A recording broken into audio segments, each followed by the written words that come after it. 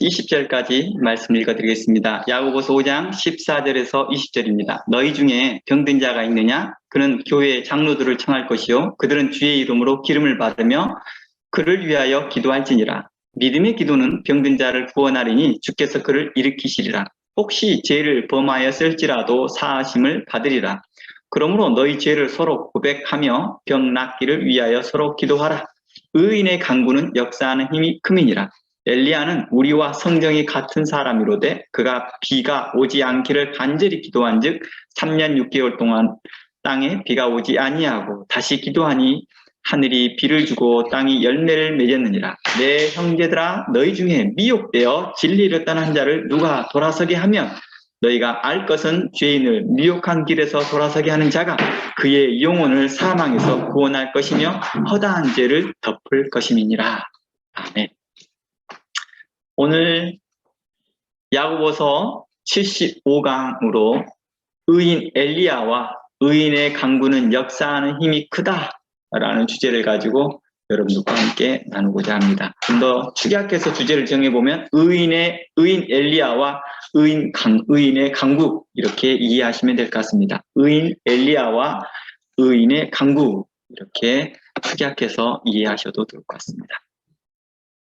세상 주제가 큰 의미가 없습니다. 강해이다 보니까 그 본문 명맥상에서 계속해서 전에 설명했던 말과 연결되어지기 때문에 큰 의미가 없지만 그렇게 알고 계시면 좋을 것 같습니다. 오늘 본문 16절 후반에서는 사도 야고보는 의인의 간구는 역사하는 힘이 크다라고 증거합니다. 이곳에서 말한 의인은 문맥상 청함을 받는 장로라고 말할 수 있겠죠. 그리고 그 장로들은 교회 리더십을 말한다라고 우리는 계속 이야기하고 있습니다. 그들이 교회 리더십으로 부르심을 받을 때 믿음으로 사는 성도들 중에서 성령과 지혜가 충만한 자들 중에서 선택된 자들이죠. 즉 장로를 포함한 교회 리더십들을 의인으로 말하는 것은 그들이 믿음으로 사는 것이 전제될 뿐만 아니라 성령과 지혜가 충만한 자들인 것을 전제하기 때문이라는 것이죠. 그래서 그들을 청하라. 그리고 그들을 의인으로서 청하라는 것입니다. 의인으로서 청하라는 것이죠. 그냥 그분이 교회 직분이 목사고 장로고 그리고 권사니까 청하는 게 아니라 그분을 의인으로서 인정한다는 거예요.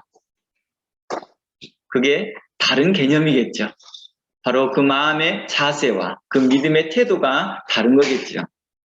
지금 오늘 그 부분을 좀 더 이야기해 보려고 하는 것입니다. 그래서 성령과 지혜가 충만한 그 리더십들, 장로를 포함한 교회 리더십들, 목사부터 시작해서 집사님들까지, 또 어느 때는 그 넓은 범위에서 성도들까지 이야기를 할 것입니다. 그들을 의인이라고 말하는 것입니다. 그러며 엘리야를 언급합니다. 그래서 이 본문을 좀 더 우리가 이해하기 위해서 사도 야고보는 의인의 간구는 역사하는 힘이 크다라고 바로 언급한 바로 엘리야를 이해해보면 좀 더 알 수 있습니다. 엘리야는 유대인들에게 존경받는 대상이었거든요. 엘리야는요. 그리고 믿음의 선망의 대상이었죠. 자신들도 엘리야처럼 살고 싶은 믿음의 선망의 대상이었습니다. 마치 사도 바울과 같은 사람이었죠. 당시 유대인들에게 그랬다는 것입니다. 그리고 메시아와 에레미야처럼 그들은 엘리야를 또한 기다리는 대상이었습니다. 그러니까 유대인들 사이에서 기다리는 대상이 에레미야, 엘리야, 메시아 이 세 분을 기다리고 계셔요. 마태복음 15장 14절이나 마태복음 17장 10절 말씀을 참고해 보시면 그들의 내용들을 살펴볼 수 있습니다. 이곳에서 엘리야를 좀 더 집중해 보겠습니다. 당시 서기관들은요, 말라기서 3장 1절에서 또 말라기서 4장 5절을 기준으로 하여서 이렇게 말합니다. 메시아가 오기 전에 엘리야가 먼저 온다라고 이렇게 가르쳤어요. 바로 이러한 개념에서 예수님의 제자들도 이걸 물어보거든요.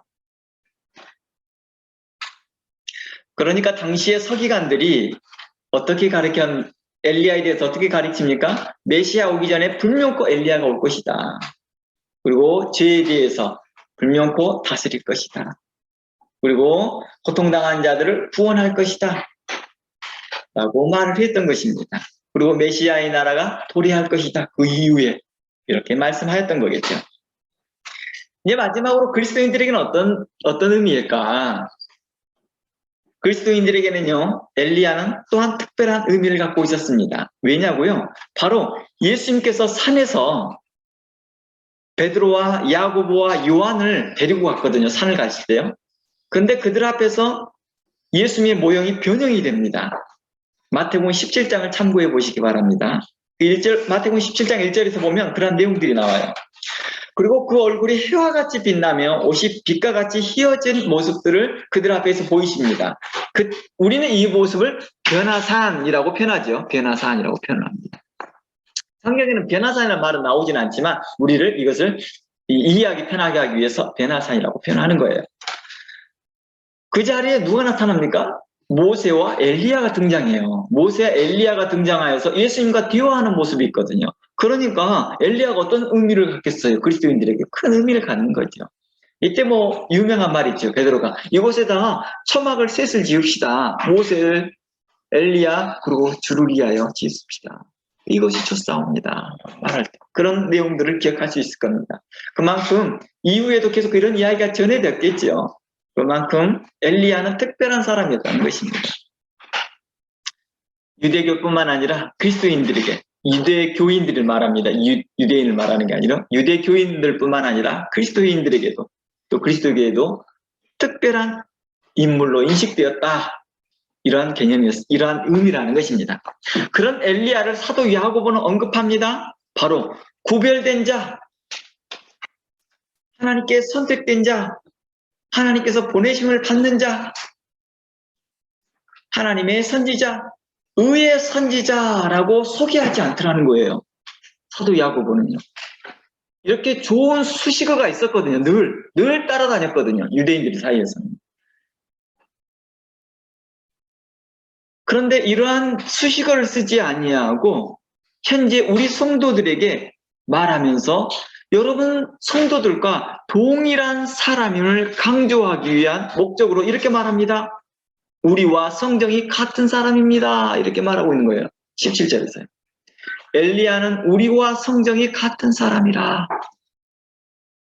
그런데 그가 기도하였는데 그 기도에 응답이 왔습니다. 이렇게 표현한 목적이 있었겠죠. 그런 맥락이 있겠죠. 그런 의도가 있겠죠. 이 말의 의미를 좀 더 이해하기 위해서는 사도 야고보가 했던 이 말을 좀 더 문맥에서 이해하기 위해서는 예수님의 성육신에 대해서 좀 알면 좋습니다. 예수님의 성육신에 대해서 좀 더 설명해 보겠습니다. 예수님은 우리가 신학적으로 이렇게 말합니다. 예수님은 하나님인 동시에 우리와 동일한 성정을 가진 사람이다. 이렇게 표현하거든요. 하나님인 동시에 사람. 그래서 오늘날 신학에서는요. 예수 그리스도의 성육신에 대해서 말하기를 예수님은 50%는 인간이고 50%는 신이다 라고 말하지 않습니다. 하프 섞인 사람이 아니다. 우리가 이제 신화에서 보면 반신, 반인 이렇게 나온 그 인물들이 있거든요. 그렇게 말하지 않고 예수님은 100% 인간입니다. 또한 100% 신이십니다. 하나님의 아들이시며 하나님이십니다. 라고 말합니다. 그 근거로 우리는 요한복음 1장을 자주 언급합니다. 요한복음 1장 1절의 말씀에 태초에 말씀이 계시니라. 이 말씀이 하나님과 함께 계셨으니 할 때 이 말씀은 예수 그리스도를 이야기하고 있습니다. 그리고 이 하나님은 하나님과 함께 계셨대요. 태초부터 함께 계셨대요. 그리고 이 말씀은 곧 하나님이시다라고 말합니다. 그러면 2절부터 그가 말씀이죠. 예수님이죠. 태초에 하나님과 함께 계셨고 만물이 예수님으로 말미암아 지은 바 되었으니 지은 것이 하나도 예수 그리스도가 없이 된 것이 없다라고 이야기하고 있습니다. 예수님을 창조자로 이야기하고 있는 것이죠. 아버지 하나님과 함께 창조하였다라고 표현하고 있는 것입니다. 이곳에서 말하고자 한 초점은, 제가 설명하고자 한 초점은 예수님에 대하여서 성육신에 대해서 이해를 하고 나면 사도 야고보가 엘리야는 우리와 성정이 같은 사람입니다 라고 말한 이유를 알 수 있다는 것입니다. 어떻게 보면 유대인들에게 반감을 살 수 있는 말이거든요. 엘리야는 우리와 성정이 같은 사람이로다, 이 말 자체가요. 어떻게 들으면 오해에 소지할 수 있는 것이죠. 왜냐? 그동안 엘리야는 어떤 사람으로? 선망의 대상, 믿음의 선망의 대상이요, 항상 타이틀이 붙었어요. 하나님께서 보내신 선지자, 의의 선지자, 이러한 말들이 늘 따라붙었던 사람인데 그 앞에 그런 말들 전혀 쓰지 아니하고 우리와 성정이 같은 사람이라고 표현했기 때문입니다. 바로 이것을 좀 더 이해하고자 우리가 이 말을 쓰고 있는 거죠. 예수님의 성육신에 대해서 이해하고 있는 것입니다. 그래서 예수님의 성육신을 좀 더 들어가 보면 히브리서 4장을 한번 가봅니다. 히브리서 4장 15절에 가보면 이러한 말씀이 있습니다. 히브리서 4장 15절 말씀에 우리에게 있는 대제사장은 우리의 연약함을 체휼하지 아니하는 자가 아니요 라고 할 때 이 대제사장은 예수님을 이야기하고 있습니다. 예수님을 대제사장으로 표현하고 있습니다. 모든 일에 우리와 한결같이 시험받은 자로되 죄는 없으시도다, 이 말입니다. 이거 히브리서에서 예수님을 이렇게 표현한 의도는 예수님께서 우리의 고통과 괴로움을 체휼하신다는 의도입니다. 우리와 육신을 같은, 성정을 가진 자로서 우리의 고통과 우리의 괴로움을 체휼하신다, 이해하신다는 것입니다. 그리고 예수 그리스도께서 인간과 똑같은 시험을 받으셨으나 인간처럼 시험에 넘어진 것이 아니라 그것을 온전히 극복함으로 범죄하지 않으셨다라는 걸 이야기하고 싶은 것입니다. 신학적으로 원죄와 자범죄를 이야기하는데 예수님은 태어나실 때부터 그 원죄가 없다라고 이야기하는 맥락에서 좀 더 지속적으로 이야기하면서 그는 자범죄도 없다라고 하는 말입니다. 온전한 하나님의 사람으로서 이야기를 하고 있는 것입니다. 그렇다고 해서 그가 시험 받지 않았느냐? 시험을 받았으나 그 시험을 모두 극복하고 이기셨다. 그러므로 시험을 당하는 성도들을 보면서 그 모든 시험에 대한 부분들을 세밀하게 공감하신다는 거예요. 성도들이요. 본인도 그 시험을 받으셨으니까요. 그래서 히브리서 4장 15절 말씀에 예수님에 대해 증거하기를 모든 일에 우리와 똑같이라고 말하는 거예요. 우리 모든 일에, 그러니까 모든 시험에, 모든 삶에, 모든 고통에 우리와 똑같이 시험을 받으신 자로되 죄는 없다. 시험을 이기셨다는 뜻이에요, 이 말은. 즉 예수님께서 광야에서 받으신 3가지 시험부터 시작하여 그 이후 서기관들과 바리새인들과 유대인들에게 받는 다양한 시험을 이기셨던 예수님을 말하고 있는 것입니다. 우리와 다른 성정을 가지고 있기 때문에 그 시험을 이긴 게 아니라 우리와 동일한 성정으로 받으셨던 그 시험을 이기신 걸 이야기하고 있는 것입니다. 그러하기에 우리가 예수 그리스도의 자체를 따라갈 수 있는 거예요. 그렇지 않나요? 예수님께서 우리에게 대하여 너희는 나를 본받으라, 우리를 그 자체를 따라오게 하고 십자가를 지고 그 길을 따라오게 하였던 그 말씀은 우리와 동일한 성정으로 그 시험을 받으시고 고난을 받으셨고 그 고난에서 승리하였기 때문입니다. 이와 비슷한 맥락에서 사도 야고보가 엘리야를 우리와 성정이 같은 사람이라고 한 것입니다. 그동안 엘리야에 대한 특별한 부분, 곧 하나님께 선택된 자, 하나님의 신실한 자, 능력이 충만한 자, 죽지 않고 하늘로 승천한 자에만 집중했거든요. 그리고 곧 언젠가 메시아가 오기 전에 오실 자, 이렇게 인식되어졌던 그런 엘리야에 대해서 우리와 같은 성정이 가진 분임을 이야기하면서 그들이 그동안 망각했던, 엘리야에 대해서 가지고 있던 걸 망각했던 것을 다시 한번 상기시켜 준 것입니다. 어떻게 보면 이렇게 편향적으로 그들이 생각했던 것도 영주주의적 영향일지도 모릅니다. 영주주의적 교훈과 그들의 가르침이 결코 관련이 없다 할 수 없다는 것입니다. 영주주의자들은 예수님께서 육체로 오심을 부인하고 오직 신적 부분만 강조하는 이분법적 태도를 취함으로 해서 결국 초대교회에서 그들이 이단으로 정리되었지요. 그리고 그들을 향하여 미혹된 자, 미혹하는 자, 그리스도를 대적하는 자로 정지하였다는 것입니다. 요한 2서 한번 가보겠습니다. 요한 2서에 가보면 1장 17절 가봅니다. 요한 2서 1장 17절 한번 읽어보겠습니다. 미혹하는 자가 많이 세상에 나왔다라고 말합니다.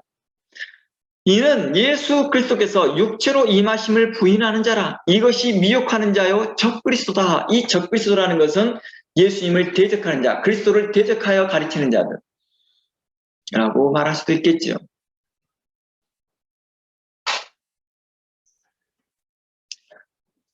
너무 한쪽이 치우친 거예요. 예수님께서 십자가의 그 고통을 하나님의 아들이니까 감당한 거지.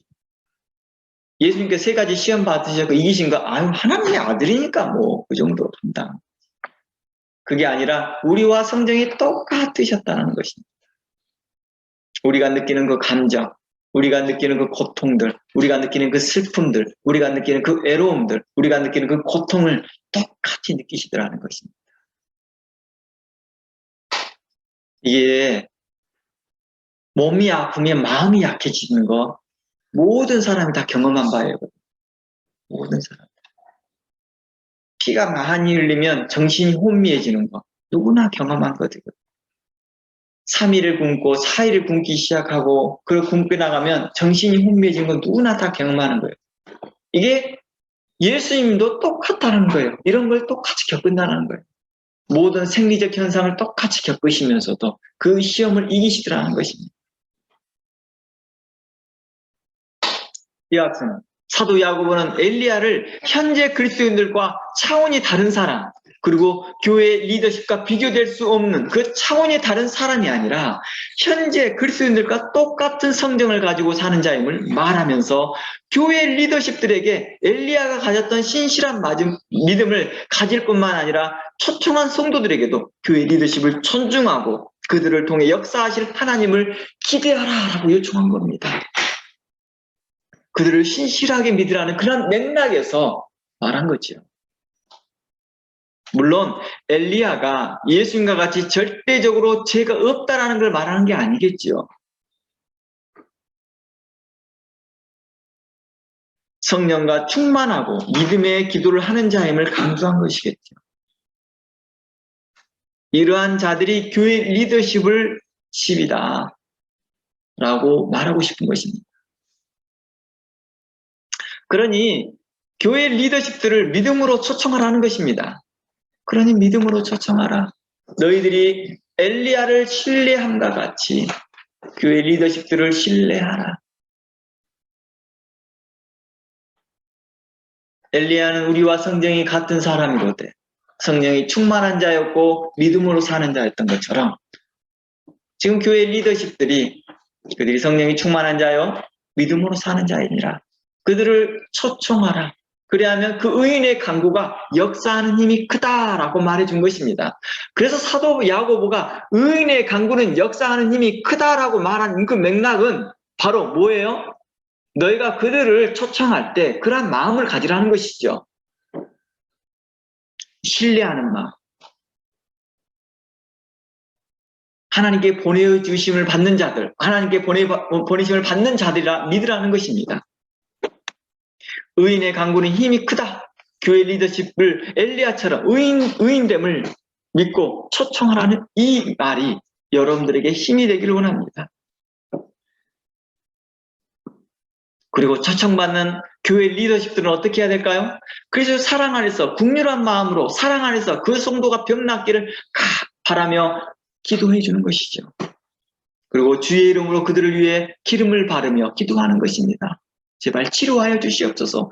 제가 간절히 기도하오니 이 성도가 낫기를 원하나이다. 이 성도에게 긍휼을 베풀어 주시고 우리에게 긍휼을 베풀어 주시고 우리에게 은혜를 베풀어 주시옵소서라고 간구하는 것입니다. 지난주에도 언급했듯이 성경에서 말한 장로가 오늘날 장로만 말하는 것이 아니라 목사부터 집사까지 교회 리더십에 속한 모든 사람을 말한다는 것에 우리는 집중하시기 바랍니다. 오늘날 사람들은 교회 리더십인 장로와 집사들을 무시할 뿐만 아니라 말씀을 증거하는 목사라도 신뢰하지 않습니다. 이렇게 신뢰가 무너졌는데, 이렇게 신용이 무너졌는데 무슨 역사가 일어날까요? 교회에서. 교회 안에서 목사라고 불려지는 게 맞느니 틀리니 이게 신학적으로 어쩌니 저쩌니 하면서 이야기합니다. 교단이 맞느니 틀리니,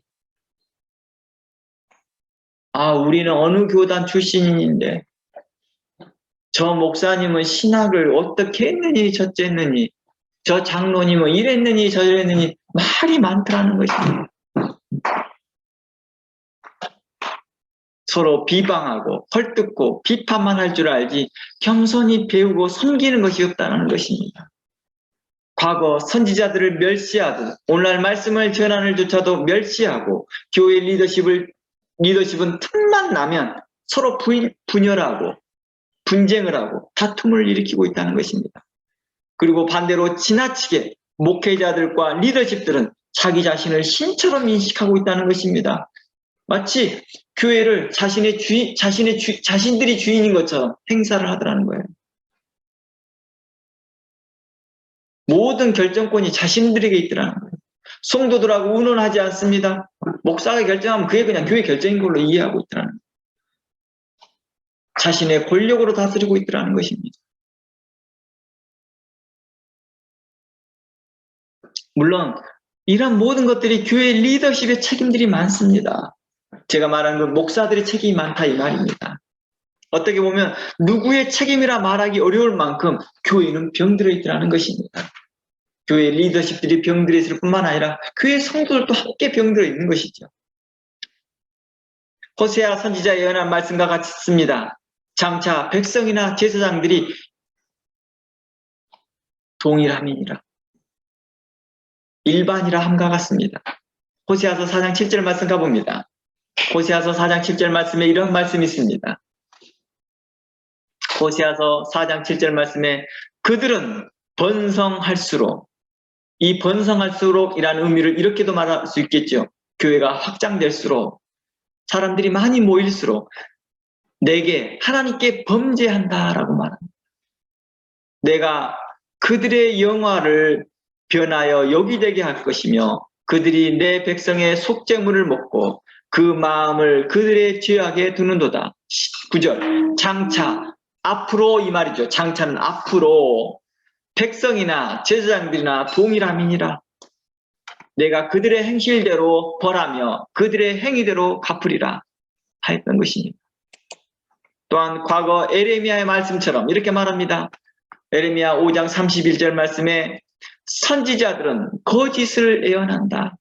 제사장들은 자기 권력으로 다스리며 내 백성은 그것을 좋게 여기니 마지막에는 너희가 어찌하겠느냐. 에레미야 5장 31절의 이 말씀이 우리에게 뭘 의미할까요? 선지자들은 거짓을 예언합니다. 그리고 제사장들은 자기 권력으로 다스리는데도 백성들은 좋다 한다는 것입니다. 이만큼 분별이 없고 영적으로 병이 들어있기 때문이겠죠. 교회 전체가 병들어 있다는 것입니다. 리더십은 리더십들이라 병들어 있고 성도는 성도들이라 병들어 있는 모습들. 우리에게 하나님의 역사가 일어나지 않는 이유가 하나님의 손이 짧아서 구원하지 못한 것이 아니라 의인으로 믿음의 강구가 없었기 때문일 것입니다. 그 안에 의인이 없었기 때문일 것입니다. 소돔과 고모라가 망했던 그 자리에 의인이 없었던 것처럼 마치 그 자리에 의인이 없었던 것입니다. 의인을 볼 줄 아는 자가 없었고 믿음으로 의인을 보는 자가 없었고 또한 그 안에 의롭게 살아가려는 자들이 없었기 때문이겠죠. 또한 성도를 향한 긍휼한 마음과 자비한 마음보다 자신의 유익이 되는 사람에게만 관심을 두고 주변과 소외된 사람은 물론 교회 안에서도 소외된 사람을 돌보지 않고 있다는 것입니다.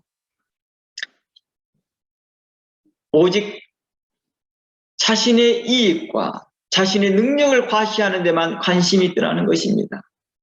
심지어 가정 안에서도 자신의 자녀들이 소외되고 있는데, 영적으로 소외되는데도 무관심합니다. 성도들 중에서도 그런 분들을 봐요. 교회를 결정하는데 우리의 자녀들에게 의로운 말씀이 선포되는 곳에 교회를 출석시키는 게 아니라 어디가 또래가 있는가만 찾아보더라는 거예요. 어디가 또래가 있는가. 우리 자녀에게 어울릴 수 있는 친구 찾아주려고 하더라고요.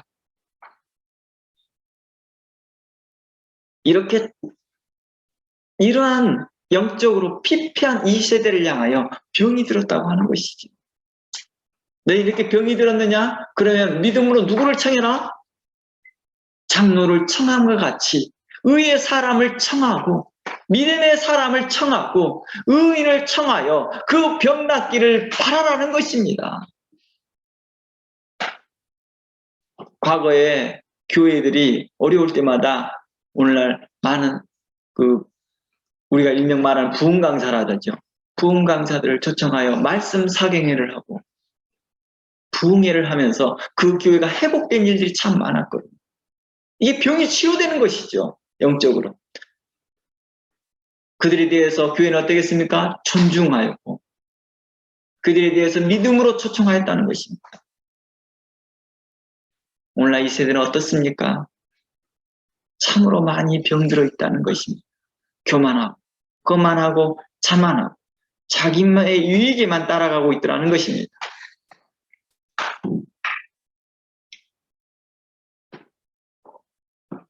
성도들은 의인을 초청할 믿음도 계속해서 사람을 외모로 보고 그들의 학위와 출신과 신분만 보고 판단하며 화려하고 부유한 자에게만 달려가더라는 것입니다. 어느 교회가 더 크고 어느 교회 목사님이 타이틀이 좋고 이것만 찾아가면서 우리 자녀들을 거기에만 보내고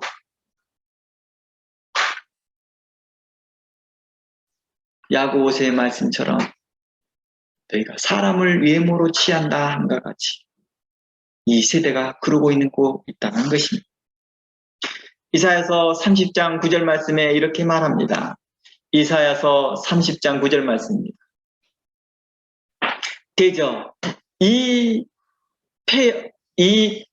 이는 패역한 백성이요 거짓말하는 자식이요 여호와의 법을 듣기를 싫어하는 자식들이다 라고 말합니다. 이렇게 사람을 외모로 평가하며 판단하면서 실상 자신의 자녀들을 위한답시고 교회를 옮기나 실상 늘상 그러는 거죠. 어디가 좋은 프로그램을 하고 어디가 내 또래 문화가 있는지만 찾아보더라. 교회가 병들다 보니 성도들을 그리스도의 복음으로 초청하는 게 아니라 의의 말씀으로 초청하는 것이 아니라 프로그램으로 초청하고 있더라는 게 프로그램으로.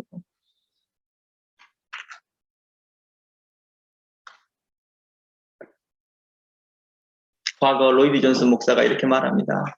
교회 안에 하나님의 말씀이 사라지기 시작하면 다른 이벤트들이 성황하게 되더라. 10절 말씀, 그들이 선견자에게 이르기를 선견하지 말라. 선지자들에게 이르기를 우리에게 바른 것을 보이지 말라. 우리에게 부드러운 말을 하라. 거짓된 것을 보이라. 그러니까 이렇게 보이라고 하니까 선지자들이 거짓을 예언하고 제사장들은 어떻게 합니까? 자기 권력으로 다스리더라는 것입니다. 그래야지만이 어떻게 보여요? 멋져 보이니까요. 위험 있게 보이니까요. 그래서 그런다 하잖아요. 목사님, 품위 유지하기 위해서 큰 차 가져야죠. 저 A교회는 목사님이 쏘나타 타는데 목사님 아쿠스를 타야죠. 요즘 큰 차, 좋은 차 나왔고 요즘 신형차 나왔는데 어느 테슬라에서 나온 차도 있는데 그 차를 타야지 목사님의 품위가 세워지죠. 누구를 위한 목적이에요? 자신들을 위하더라고요. 자신들. 그러면 그들은 말합니다. 그들에게 선견자들에게 말하기를 선견하지 마십시오. 주의 뜻을 말하지 말라는 뜻입니다. 우리에게 바른 것을 보이지 마십시오. 무엇이 성경적 가치관이며 어떤 것이 성경에서 말하고자 하는 하나님의 뜻인지를 말하지 말라는 것입니다. 오직 자신의 뜻에 맞게끔 말해주라는 것입니다. 자신들을 위하여 복을 빌어주고 자신들이 하는 일에서 은총을 베풀어 달라는 것입니다. 은총이 있게끔 기도해 달라는 것입니다.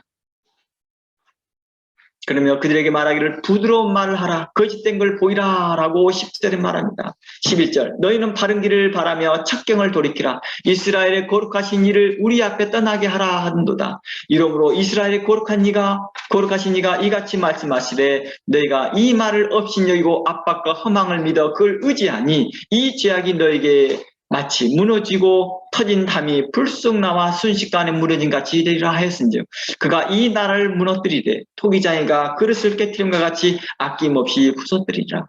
이 조각 중에서 아궁에서 불을 붙이거나 물웅덩이에서 물을 뜰 것도 얻지 못하리라. 주 여호와 이스라엘 거룩하신 이가 이같이 말씀하시되 너희가 돌이켜 조용히 있어야 구원을 얻을 것이라. 너희가 돌이켜 조용히 있어야 할 것인데 더 떠들어댑니다. 더 핑계를 댑니다. 이런 핑계, 참 핑계를 막 댑니다. 교회에 대해 책망을 하면 교회가 핑계를 댑니다. 이래서요, 저래서요, 어쩌고요, 저쩌고요. 목사님들에게 이렇게 말씀을 증거하지 않아야 됩니다. 라고 했더니 또 목사님들도 성도들 핑계댑니다. 성도들을 책망하면 또 목회자 리더십을 핑계를 댑니다. 그리고 자신의 환경을 핑계댑니다. 자신의 여건을 핑계를 댑니다. 그러니까 말이 쉬지가 않는 것이죠. 그러니까 하나님께서 말합니다. 잠잠히, 그럴 땐 좀 잠잠히 있어. 그럼 구원을 받을 거야. 이렇게 말하고 있는 것입니다.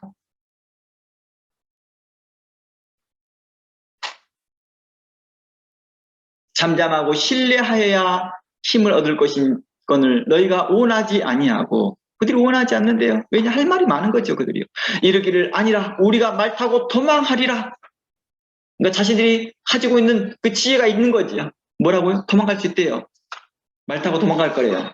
또 이르기를 빠른 짐승을 타리라 하였는즉 너희를 쫓는 자들이 빠르리라. 한 사람이 꾸진즉 1000사람이 도망하겠고 5이 꾸진즉 너희가 다 도망하고 너희 남은 자는 겨우 산꼭대기 깃대 갔겠고 산마루 위에 깃이 있으리라. 그러니 여호와께서 기다리려니 이는 너희에게 은혜를 베풀려 하심이라. 이는 너희를 긍휼히 여기려 하심이니라. 한 사람이 책망을 하면 그 말을 듣고 돌이키는 게 아니라 도망가려고만 하더라는 거예요. 자신이 계속해서 도망가기만 합니다. 아모스서 5장 10절 들어가 봅니다. 아모스서 5장 10절. 우리가 성문에서 책망하는 자를 미워하며, 아모스서 5장 10절입니다. 무리가 이 성도들이겠죠. 백성들이겠죠. 백성들이 성문에서 책망하는 자를 미워합니다. 정직히 말하는 자를 싫어하는도다.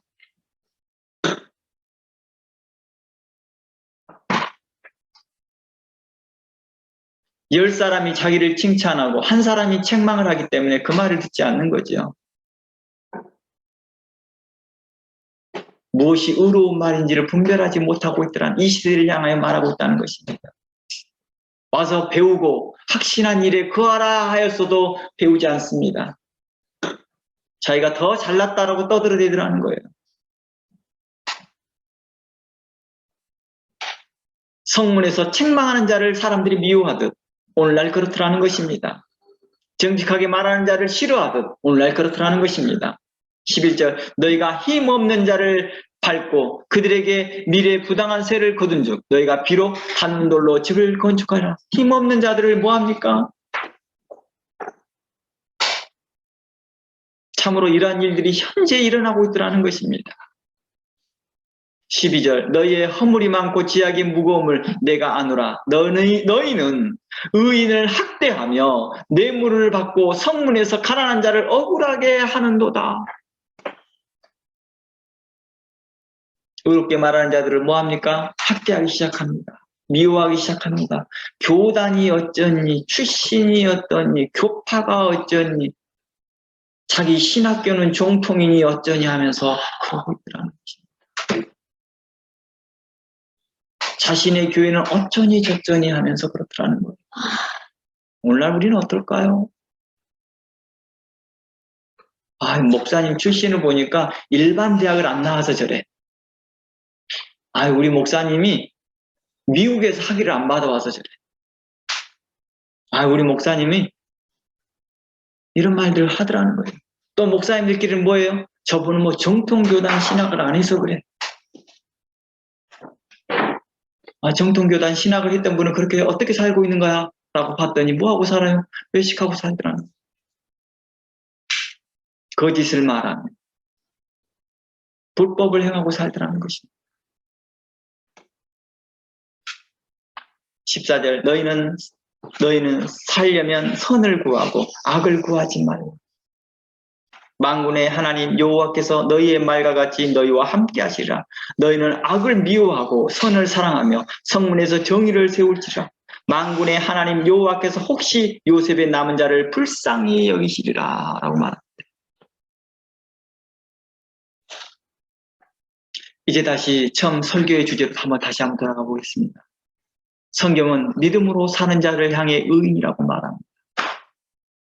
의인의 강구는 힘이 크다라고 말합니다. 역사하는 힘이 크다라고 말합니다.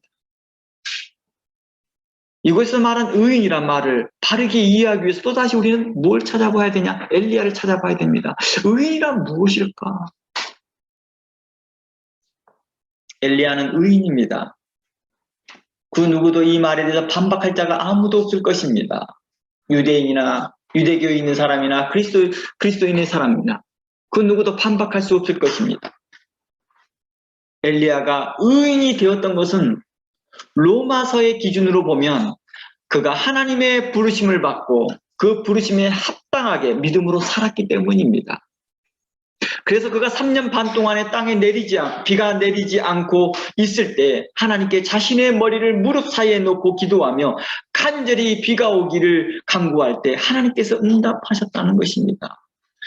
놀랍잖아요. 엘리야는 이미 하나님께서 비 내려주실 것을 알고 있었어요. 그러면 그냥 가만히 있으면 비가 내릴 텐데 왜 그는 이렇게 하나님께 간절히 기도했을까요? 바로 이 부분을 이해하시라는 것입니다. 하나님 앞에 그는 겸손하였던 것이고 그는 의롭게 행하였다는 것입니다.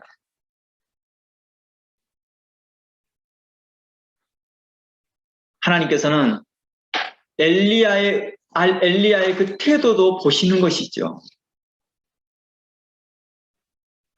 이를 두고 사도 야고보는 5장 10절에서 이렇게 증거합니다. 엘리야는 우리와 성정이 같은 사람이로되 제가 비가 오지 않기를 간절히 기도했대요.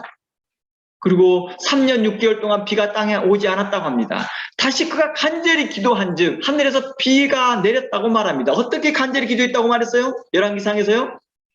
자신의 머리를 무릎 사이에 놓고 간절히 기도했대요. 그 약속의 말씀을 의지하여 간절히 기도한 것입니다. 하나님께서 비를 내려 주시겠다고 하였으니 내려주시옵소서. 이렇게 기도하지 않았다면 하나님이 약속했으니까 내리려면 내리고 말라면 마시. 어차피 하나님의 뜻이고 하나님의 시간대에 일하실 것이니까 나는 내 할 일만 합니다. 이렇게 삶을 살지 않더라는 것입니다.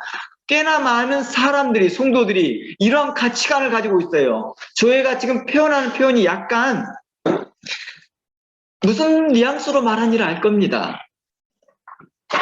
이런 비슷한 가치관을 가지고 살더라는 것입니다. 하나님의 뜻, 하나님의 시간을 이야기하지만 자신이 하나님 앞에 합당한 삶에, 의의 삶에, 부르심이 합당한 의로운 삶을 사는 것에 태도를 취하려고 하지 않더라는 것입니다. 하나님은 낫게 할 자는 낫게 할 것이고 안 낫게 할 자는 안 낫게 할 것이다. 자신이 해야 될 의무와 책임을 다하지 못하더라는 것입니다. 의인으로서 합당하지 못한 것이죠.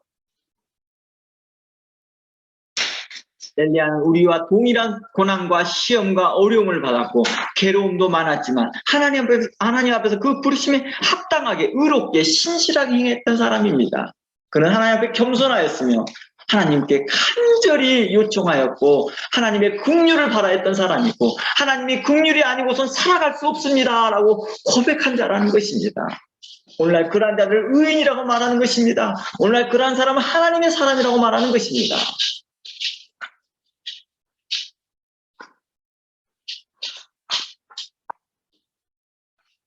그는 하나님 앞에서 의롭게 행하였으며 하나님 앞에 정직하게 행하였으며 하나님 앞에 성실하게 행하였다는 것입니다.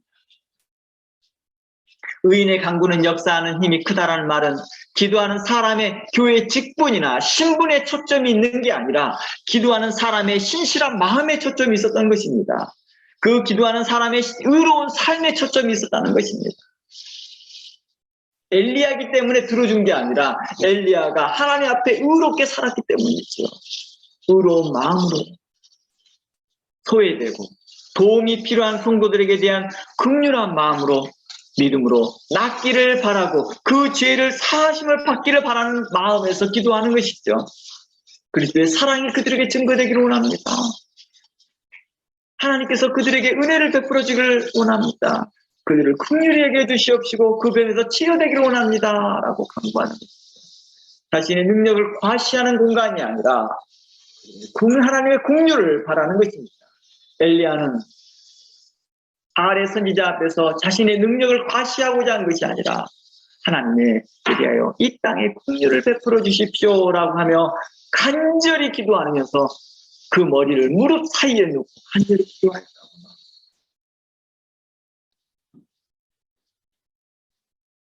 그럼 모든 교회 리더십들을 의인으로 신뢰하고 초청하면 될까라는 우리는 이런 의문에 도달하게 됩니다.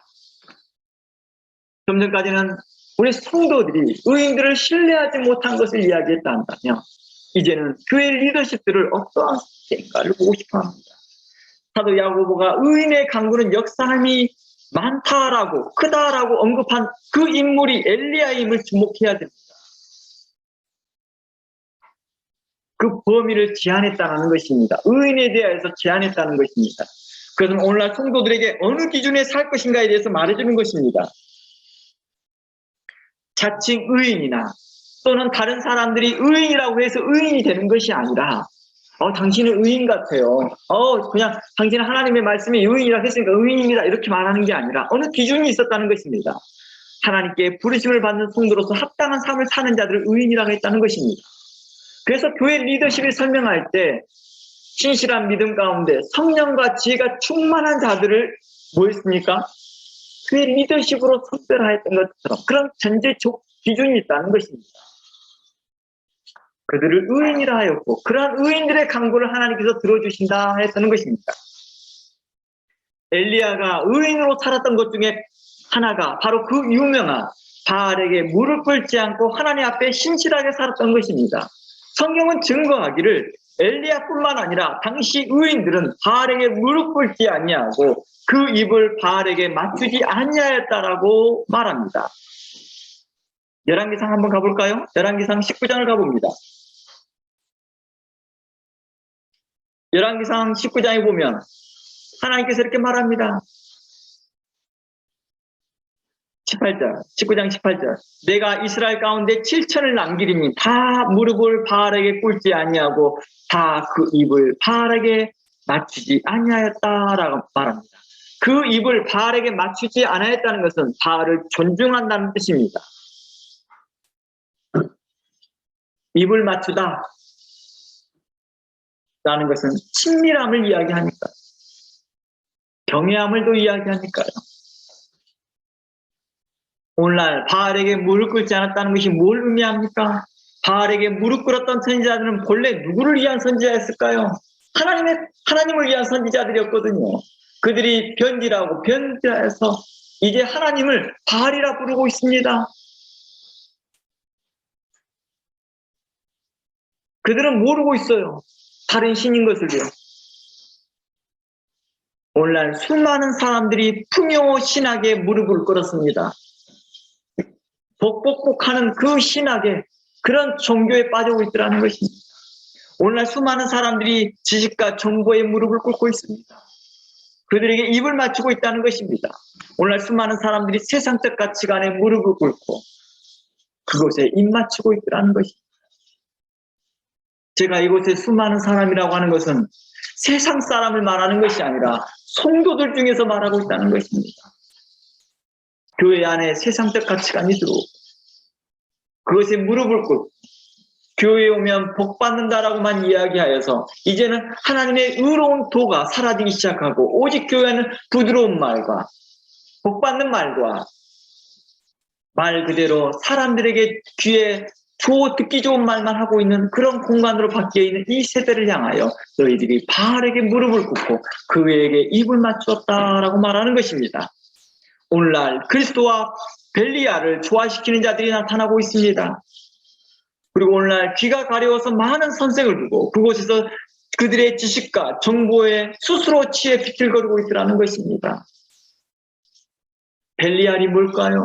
바알이죠. 바알. 그런 교훈이죠. 그리스도의 교훈과 바알의 교훈을 섞어서 이야기하고 있고 세상적 교훈과 섞어서 이야기하고 있고 참으로 부끄럽다는 것입니다. 그들이 목사인 게 부끄럽고 그들이 교회 리더십인 게 부끄러운 것이죠. 하나님 앞에 미안하지 않을까요? 그리스도께 미안하지 않을까요? 얼굴 하나 변색하지 않습니다. 얼굴 하나 붉어지지 않습니다. 너무 떳떳하여 할 말들이 많다는 것입니다. 그래서 그들에게 재앙이 임할 것이다 했던 것입니다. 성경은 믿음으로 사는 자들 향해 의인이라고 합니다. 그럼 믿음으로 산다는 것이 멜리야 시대의 말로 말하자면 바알에게 무릎 꿇지 않고 입을 맞추지 않는 자들을 의인이라고 말하는 것입니다. 엘리야 시대의 기준으로 보자 말합니다. 믿음으로 사는 자 오직 하나님 말씀에 순종하는 자들입니다. 세상과 타협하지 아니하고 오직 하나님 말씀에 집중하는 자들입니다. 세상 철학과 학문과 종교와 하나님의 것을 접목시키지 않는 자들이라는 것입니다. 그리스도와 벨리알을 조화시키지 않으려는 자들입니다. 오늘 어떻습니까? 그렇게 조화시키는 자들이 나타나는 것입니다. 대표적으로 눈에 띄게 드러나는 것이 WCC일 것이며 교회 안에서도 그것을 자기는 WCC를 비판하면서도 본인 스스로는 또 뭘 하고 있어요? 그렇게 조화시키고 있더라는 거예요. 그러한 자들이 하나님께서 갈라디아의 말씀처럼 그들에게 저주가 있을 것이라 하나님 앞에 망할지어다 하는 사도 바울의 말처럼 그들이 하나님 앞에 망할 것입니다. 그러니 속히 회개하고 그들이 돌이키기를 주의 이름으로 축원합니다. 어떤 사람들은 엘리야가 하나님께서 세우신 선지자니까 그런 능력이 나온 것이 아닌가라는 생각하는 분도 있습니다. 그러나 하나님께서 세우신 선지자라도 그들이 타락하여 벨리알과 짝하여 세상과 짝하고 세상 철학과 학문에 짝하는 자들이 있다 한다면 하나님은 그들을 더 이상 사용하지 않는다는 것입니다. 성경을 통해 보면 처음엔 하나님의 부르심을 입었다 할지라도 타락한 선지자들이 있음을 성경은 자주 이야기합니다. 그들이 하나님의 이름을 빙자하여 말하지만 의롭지 못하고 선하지 못하고 공의롭지 못하고 마음이 정직하지 못하더라는 것입니다. 서기관들도 원래는 누가 세웠어요? 서기관이 어떤 사람이냐면 하나님의 말씀을 그때 당시에는 복사기가 없으니까 필사하게끔 했습니다. 그리고 그것을 필사하는 도중에 성경을 다독을 하면서 그들이 뭘 하게 합니까? 성경을 가르치도록 했습니다. 그래서 많은 랍비들이 거의 대부분 서기관들이에요. 바리새인들 중에서 랍비도 있었지만 많은 랍비들이 서기관들이었어요. 율법사들이라고 말하는 그 율법자들이 서기관 중에서 많이 있었습니다. 이러한 서기관들도 하나님께서 세우셨으나 예수님 때 어땠습니까? 바리새인들과 더불어 가장 많이 책망받았던 대상이기도 합니다. 왜일까요? 바로 그들이 타락했기 때문입니다. 그들이 백성에게 해야 될 말들을 하지 않습니다. 하나님의 말씀을 교묘히 해석하고 거짓되이 해석하고 자신의 유익대로 해석하기 때문이죠. 자의적으로 해석했기 때문이죠. 서기관으로 해야 될 일, 곧 하나님의 말씀을 바르게 해석하고 전달해야 할 그들이 그 그릇된 것을 가르치고 거짓된 걸 가르치고 또한 심지어 자신들이 가르친 그대로도 행하지도 않는다는 것입니다. 오직 자신의 명예와 이익과 유익에만 달려가고 있다는 것입니다. 이러한 곳을 향하여 예수님은 하나님은 이렇게 말합니다. 너희가 병들었도다. 머리부터 발끝까지 병이 들었도다. 예수님도 그들을 향하여 이렇게 말합니다. 마태복음 23장 13절 말씀에 화 있을진저 외식하는 서기관들과 바리새인들이여 너희는 천국문을 사람들 앞에 닫고 너희도 들어가지 아니하고 들어가는 자들도 들어가지 못하게 하는도다. 화 있을진저 외식하는 서기관들과 바리새인들이여 너희는 교인 하나를 얻기 위하여 바다와 육지를 두루 다니다가 생기면 그를 의의 사람으로 세우는 것이 아니라 자신들보다 배나 지옥자식 만들어버리더라는 것입니다. 왜요? 잘못된 성경을 가르치고 거짓되게 자기 탐욕으로 가르치니까 그렇죠. 그러며 16절 말합니다. 화 있을진저 소경된 인도자여 너희가 말하되 누구든지 성전으로 맹세하면 라고 말하면서 거짓된 말들을 가르치기 시작합니다.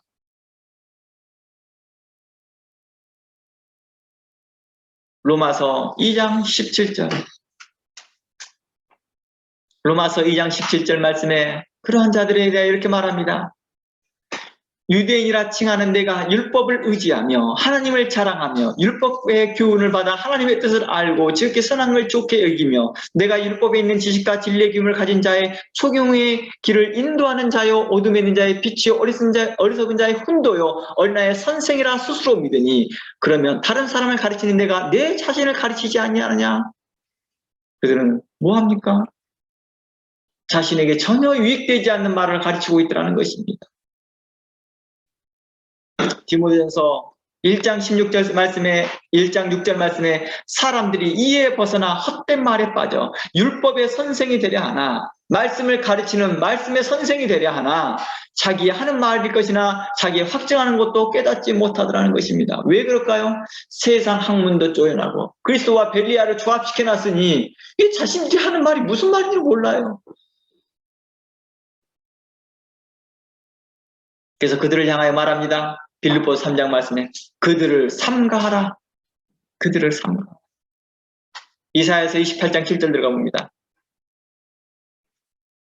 이사야서 28장 7절 말씀에 그리하여도 이들은 포도주로 말미암아 엿걸음을 치며 독주로 말미암아 비틀거리며 제사장과 선지자도 독주로 말미암아 엿걸음 치며 포도주에 빠지며 독주로 말미암아 비틀거리며 환상을 잘못 풀며 재판할 때 실수한다. 이 말이 무엇이냐? 백성과 제사장이 일반이라 하시고 난 다음에 한 말이에요. 이게요. 동일하다. 그들이 독주에 비틀거 독주가 어떻게 만들어져요? 혼합한 걸로 만들어지잖아요. 마치 다른 사람들 보면 아주 고차원적인 것을 이야기하는 것 같고 깊은 것을 이야기하는 것 같으나 세상의 종교와 세상의 학문과 세상의 철학을 켜하게 짜맞춰서 하나님의 것이라 하나님 것이라 말하고 있습니다. 그러면서 그 과정에서 오직 하나님만이 영광 받으십시오. 그 말 가운데 오직 하나님만이 전능하신 하나님입니다. 그 말 가운데 오직 하나님만이 오직 능하신 하나님입니다. 라고 말을 하니까 마치 이게 하나님을 섬기는 것처럼 보이더라는 거예요. 실상 자신들은 바알을 섬기고 있고 그들이 그리스도와 벨리알을 조화시켜 놓고 있으면서도 말을 그렇게 표현하니까 얼마나 가식되고 얼마나 가증스럽고 얼마나 그들이 변폐스러운 이게 아부 떠는 것과 똑같은 거예요. 이러한 것들을 향하여 이런 거짓 선지자들은 삼가. 그래서 마태복음 15장 13절 말씀에 이렇게 말합니다. 마태복음 15장 13절 말씀에 예수께서 대답하여 이르시되 심는 것마다 내 하늘 아버지께서 심지 아니하는 것을 뽑힐 거냐. 결국은 그들을 뽑힘을 당하여 심판을 받을 걸 이야기합니다. 그러나 그냥 두어라. 그냥 두어라. 그들은 맹인이 되어 맹인을 인도하는 자로 돼. 만일 맹인이 맹인을 인도하면 둘 다 구덩이에 빠질 것이라. 마태복음 15장 13, 14절입니다. 그냥 두어라. 그냥 두어라. 그들을 맹인이 되어 맹인을 인도하는 자로다. 만일 맹인이 맹인을 인도하면 둘 다 구덩이에 빠질 것이다. 라는 말이에요. 오늘날 교회 안에서 의인을 바라보는 자가 없고 교회 안에서 의를 선포하는 자도 없어. 그러니 교회가 어떻게 돼가고 있느냐? 병들어가고 있다. 그런 교회를 향하여 의의 사람을 초청하라. 병낫기를 구하라. 그리고 그 의인은 그 교회를 향하여 주의 이름으로 기름을 바르고 그 교회가 치유되도록, 회복되도록 간절히 기도하라는 것입니다. 긍휼한 마음으로요.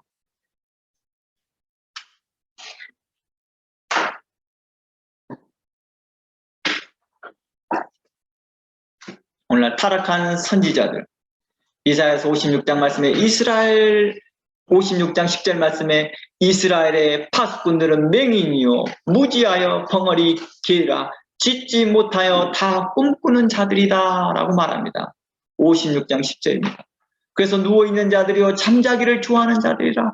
이 개들은 탐욕이 심하며 족한 줄을 알지 못하는 자요 그들은 몰직한 목자들이라. 다 제 길로 돌아가며 사람마다 자기 이익만 추구하며 오라 내가 포도주를 가져오리라. 우리가 독주를 잔뜩 마시자 내일도 오늘같이 크게 넘치리라.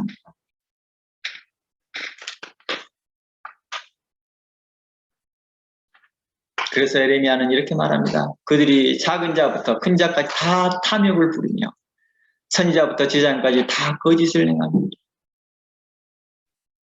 그것이 정통이 되었더라는 거예요. 그것이 정통이 되어서 자신들은 정통 가운데 있다라고 믿고 살더라는 거예요.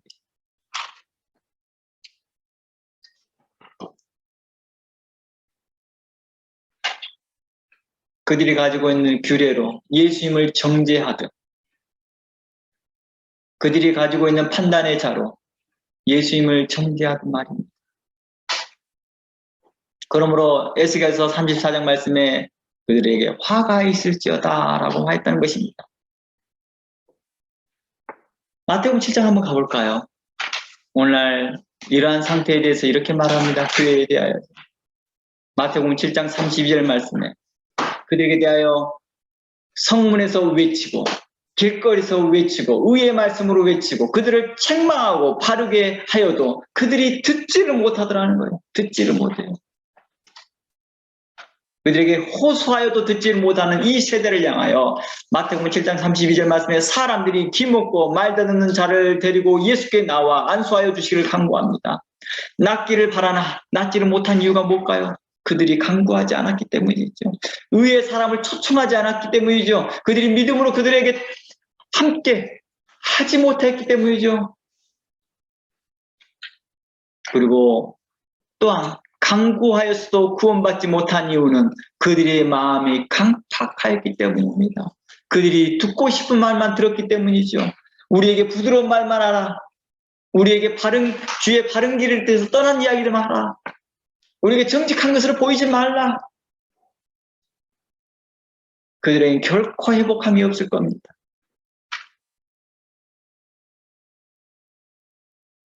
그러므로 히브리서 3장 15절 말씀에 이렇게 말합니다. 히브리서 3장 15절 말씀에 성경에 일렀으되 히브리서 3장 15절 성경에 일렀으되 오늘날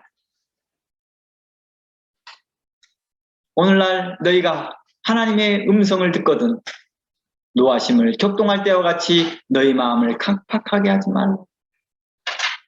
오늘날 너희가 그의 음성을 듣거든 노하심을 격동할 때와 같이 너희 마음을 강팍하게 하지 말라. 왜 강팍하게 해요? 귀가 먹고 말이 더는 자를 데리고 와서 낫기를 간절히 바라나 자기 스스로도 낫기를 바라나 낫지를 못하는 거예요.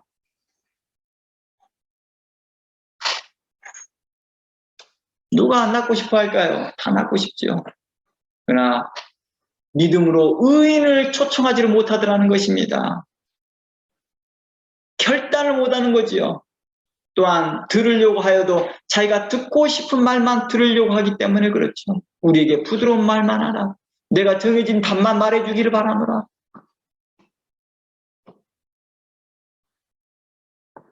그러므로 오늘날 너희가 그의 음성을 듣거든 노하심을 격동할 때와 같이 너희 마음을 강팍하게 하지 말라. 왜 강팍하게 되어져요? 노하심 때와 같이 그 마음에 강팍함이 일어난 일들이 있습니다. 다른 이유 때문이겠죠. 그들 안에 있는 원망과 그들 안에 불평과 그들 안에 있는 피해의식과 그들 안에 있는 하나님께로 인한 자족하지 못하는 그런 마음 때문이겠죠. 감사하지 못하는 마음 때문이겠죠. 16절 듣고 경노하던 자가 누구냐? 모세를 쫓아 애굽에서 나온 모든 이가 아니냐? 또 하나님이 40년 동안 누구에게 노하셨느냐? 범죄하여 그 시체가 광야에 엎드린 자가 아니냐? 또 하나님이 누구에게 맹세하사 그 안식에 들어오지 못하게 하였느냐? 순종치 아니하던 자가 아니냐? 이로보건대 저희가 믿지 아니함으로 능히 들어가지 못하더라는 것입니다. 결국엔 믿음의 문제였군요. 의인을 초청하여서도 그들 향하여 의인으로 신뢰하지 못하고 그냥 얼른 기도하고 가십시오. 이거죠. 가는 자도 그냥 뭐합니까? 하나님의 뜻이면 나을 것이요. 간절한 마음, 불쌍한 마음, 그러한 마음이 이 시대가 사라져가고 있다라는 것입니다. 마태복음 23장의 말씀처럼 마지막 때 일어날 일이 24장의 말씀처럼 마지막 때 무슨 일이 일어날까 했더니 불법이 성함으로 사랑이 식어짐과 같이 교회가 불법이 성하고 그 성함으로 인하여서 이제 그 사랑이 식어짐으로 이제 서로 냉랭한 밖에 없더라는 것입니다. 신뢰관계라는 것이 없습니다.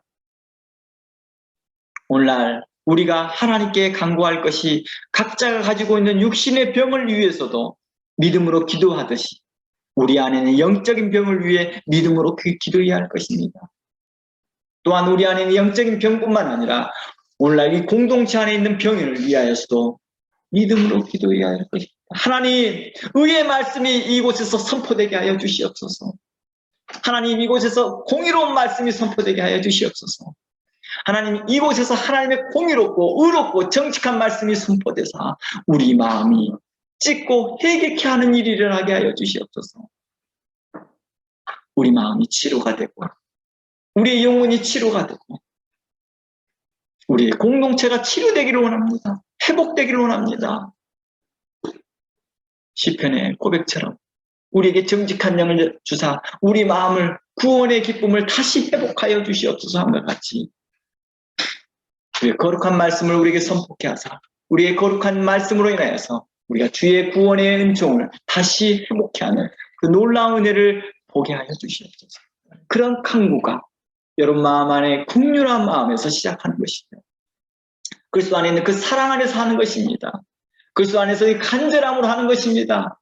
엘리야는 그렇게 많은 타이틀을 가지고 있는 그런 자였었고 이미 하나님께 비가 내릴 것을 말씀을 들었음에도 불구하고도 그는 하나님께 간절히 기도하기를 자신의 머리를 그 무릎 사이에 끼우고 기도하였던 것처럼 우리가 하나님 앞에 겸손히 기도하고 의로움으로 기도하고 하나님 앞에 간절히 긍휼을 바라는 그러한 기도가 있을 때 오늘날 교회가 또한 우리의 성도들이 회복될 줄로 믿습니다. 이런 은혜가 여러분 안에 있는 그 거룩한 믿음이 여러분 안에 있는 그 거룩한 하나님께 대한 진실함과 의로운 믿음이 역사되어지기를 원합니다. 하나님께서 여러분들의 가지고 있는 그 의로운 마음과 의로운 삶을 통하여서 세상이 변하고 공동체가 변하고 여러분의 가정이 변하고 여러분의 개개인이 건강한 삶으로 살아가며 하나님께 기쁨이 되어지며 그러니까 소금의 역할을 하는 여러분 모든 성도가 되기를 주의 이름으로 축원합니다. 다 함께 기도합니다. 하나님